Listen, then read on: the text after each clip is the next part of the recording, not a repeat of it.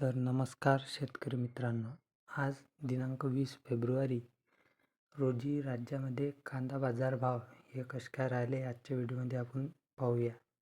सर्वात आधी पिंपळगाव बसवंत येथे 33,000 क्विंटल आवक, किमान दर 400, कमाल दर 1,414 व सर्वसाधारण 1,100. नंतर पुणे येथे 22,314 क्विंटल आवक, किमान दर 400, कमाल दर 1,400 व सर्वसाधारण 900.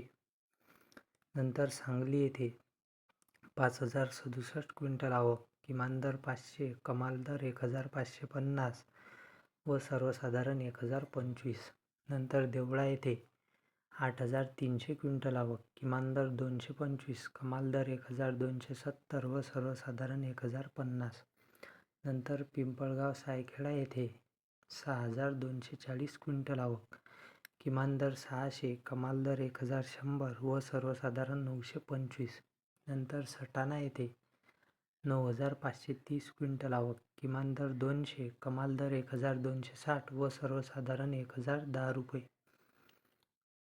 नंतर मनमाड येथे 18,000 क्विंटल आवक, किमान दर 200, कमाल दर 1,213 व सर्वसाधारण 1,050. नंतर कळवण येथे 5,950 क्विंटल आवक, किमान दर 400, कमाल दर 1,400 व सर्वसाधारण 900. नंतर मालेगाव येथे 35,000 क्विंटल आवक, किमान दर 300, कमाल दर 1,256 व सर्वसाधारण 980. नंतर येवला आंदरसूल येथे 18,000 क्विंटल आवक, किमान दर 221, कमाल दर 1,259 व सर्वसाधारण 950.